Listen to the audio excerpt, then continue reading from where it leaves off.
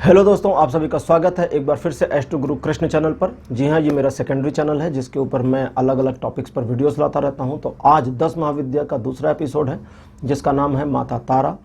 और जिन लोगों ने पहले एपिसोड को मिस किया है उनके लिए डिस्क्रिप्शन में लिंक दे दिया गया है, तो वहाँ जा करके आप देख सकते हैं। तो आज मैं बात करूँगा 10 महाविद्या की दूसरी महादेवी जिनका नाम है तारा। तो पिछले वीडियो में मैंने बताया था कि माता सती के, माता पार्वती के ही भयंकर स्वरूप को, जिसमें वे बड़ी क्रोधित हो गई थीं, जिसमें उनका शरीर काला पड़ गया था, जिसके कारण उनका नाम काली पड़ा, जो पहली महाविद्या है। तो जब उनके शरीर में कृष्ण वर्ण आ गया, यानी कि कालापन आ गया, तो उसके जस्ट बाद उनके, चूंकि हर समय तो गुस्से में रहेंगी नहीं, गुस्सा कम भी होगा, तो जब उनका गुस्सा थोड़ा कम हुआ तो उनका नीलवर्ण रूप प्रकट हुआ। नीलवर्ण मतलब श्याम रूप, थोड़ा सा सांवला रूप, जिसे तारा कहा गया है।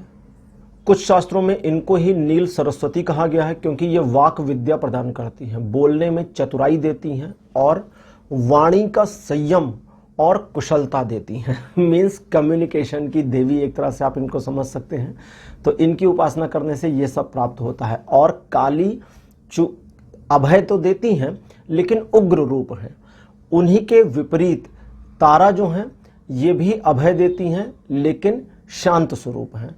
और अपने शांत स्वरूप होने के कारण ये भक्तों को कई ऐसी चीज़ें भी प्रदान करती हैं जो उनको चाहिए, जो उन्हें अपने जीवन को तारने के लिए, आगे बढ़ाने के लिए चाहिए। तारा नाम इनका जो है वो इस वजह से है कि भक्त अगर किसी परेशानी में है, किसी मुसीबत में है, तो उस मुसीबत से उसको तार देती हैं, मीन्स बाहर निकाल लाती हैं। इसी वजह से इनका नाम तारा पड़ा हुआ है। इन्हीं देवी को रात्रि देवी भी कहा गया है और रात्रि के समय इनकी उपासना करने से विशेष लाभ प्राप्त होता है। नवरात्र के दिनों में तारा माता की उपासना करने से वाक शक्ति मिलती है, अभय मिलता है, बुद्धि तेज हो जाती है। जो लोग एजुकेशन से जुड़े हुए हैं या कॉम्पिटिटिव एग्जाम्स में तैयारी कर रहे हैं, उनको 10 महाविद्या में से दूसरी महाविद्या तारा की उपासना करनी चाहिए। उपासना बहुत ही साधारण और सरल है। इनकी उपासना वैदिक रीत से की जाती है, कोई तांत्रिक रीति इनके उपासना के लिए नहीं है। और महर्षि वशिष्ठ ने भी इनकी जब सबसे पहली बार उपासना करी थी, सबसे पहले उपासना करने वाले महर्षि वशिष्ठ हैं, वो इनके पहले भक्त हैं। तो उन्होंने भी वैदिक रीतियों से ही उपासना करी थी। वैदिक रीत से उपासना बहुत ही आसान तरीके से होती है। माता जो है साधारण पूजा पाठ से, अगरबत्ती धूप बत्ती दिया जला करके पूजा करने से प्रसन्न हो जाती हैं। इनकी उपासना करना बिल्कुल भी कष्टदायी नहीं है, मतलब कोई बड़ी तपस्या और बहुत ज़्यादा रिचुअल्स नहीं करने पड़ते हैं। और ना ही ये किसी भी तरह के डार्क आर्ट या ब्लैक मैजिक से रिलेटेड हैं, ना उनसे जुड़ी हुई हैं। हालांकि इनकी उपासना करने से इनकी भी पूजा, अच्छा 10 महाविद्याओं के बारे में एक चीज़ और बता देता हूँ कि इसमें जितनी भी देवियाँ हैं, किसी की भी आप उपासना अगर करते हैं तो डार्क मैजिक से, ब्लैक मैजिक से बचाव आपको होता ही होता है, क्योंकि उस चीज़ पर उनका कंट्रोल होता है। जैसे तारा ब्लैक मैजिक देती तो नहीं है, कोई भी ऐसी सिद्धि नहीं देती जो ब्लैक मैजिक के कैटेगरी में आए, लेकिन किसी भी तरह के ब्लैक मैजिक को रोक सकती हैं।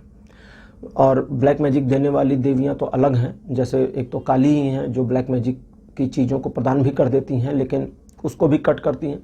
तो तारा के बारे में बहुत ज़्यादा जानकारी ग्रंथों में नहीं है, और इसका कारण यह है कि इनसे मिलने वाली सिद्धियाँ जो हैं वो एबनॉर्मल नहीं हैं, बहुत ही साधारण सिद्धियाँ हैं, लेकिन साधारण मानव जीवन के लिए बड़ी उपयोगी हैं।